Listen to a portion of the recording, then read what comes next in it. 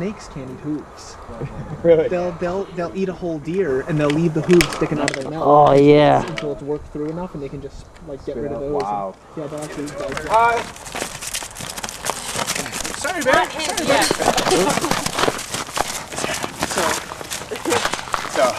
Tug of war with the wolf is not usually a good idea. Right? Not so much. If that tail go up and start to wag, and it's time to let them win.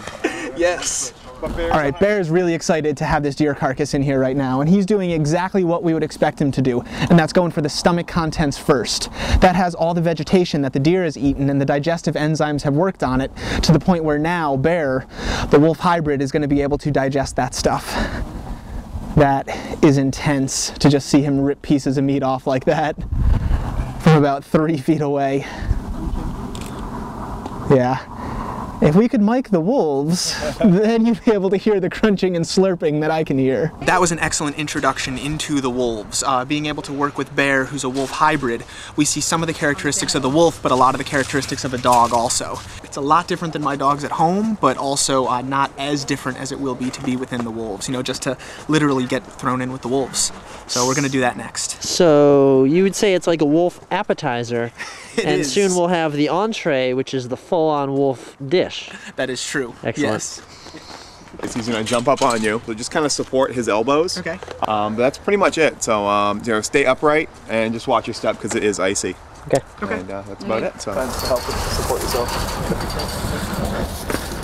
okay, we move right into the hay. All right.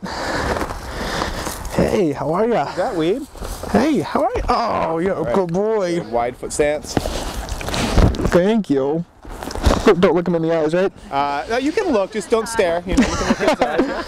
Hey, buddy. Like, you know, pretend you're just talking to a person. You know. Hey, buddy. Can I get in and Ed? Yes, nice to meet you. They seem to be bored with us now, so Cool. we have another trick, and that's a deer we can bring in. Oh yeah, Hopefully absolutely. Generate some Let's activity. try that. All right. Pat, there's a wolf behind you! And you're holding a deer. So put this guy here. Okay. And here he comes, so. Oh wow, yeah. So we just have a wolf walk up and hang out right next to us. Not anything I imagined myself saying yesterday.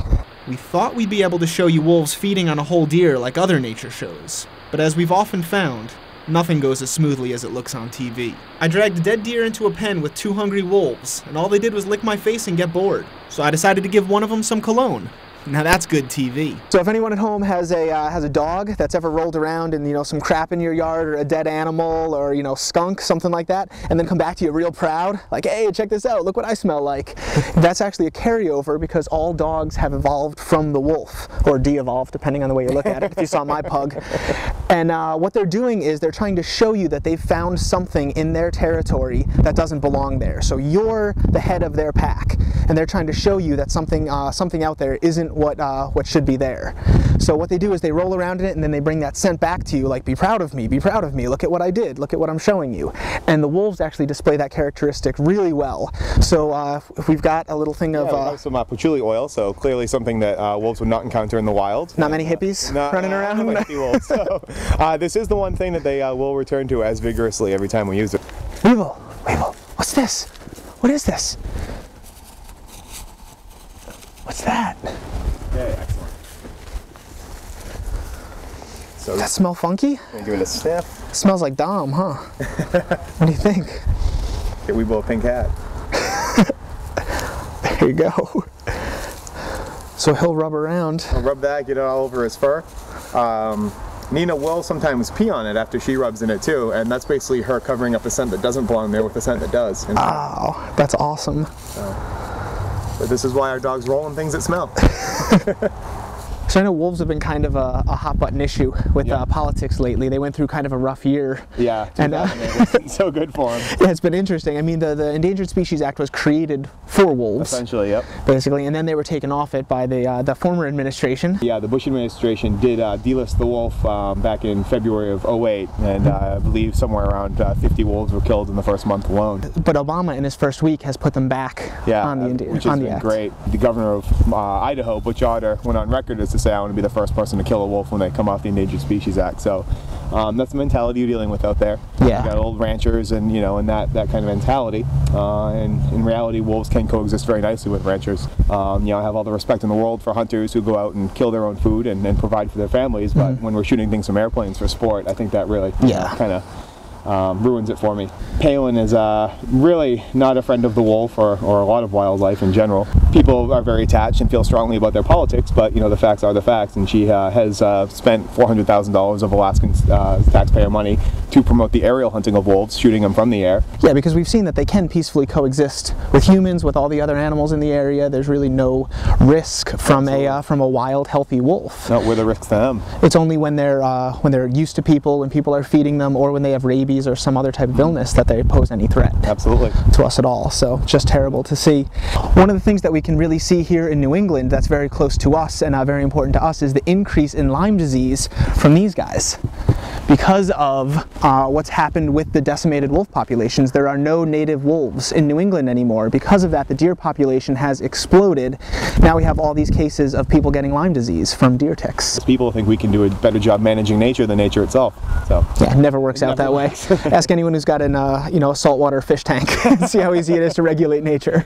Well, this is just incredible to be in here and to see wolves running around all around us, and something you definitely wouldn't get to experience. There's Nina, see? Wow.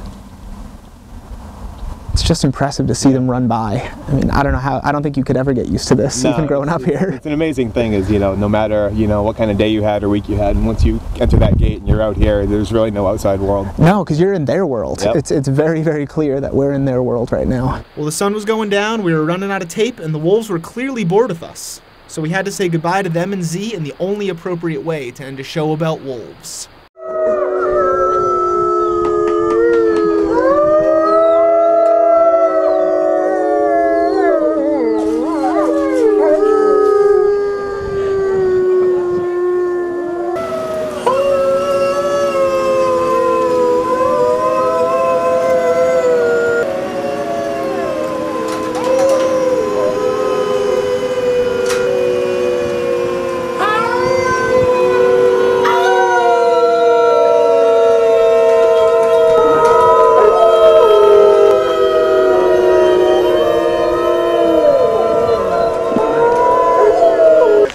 Welcome to what we do on weekends. Yeah, dude.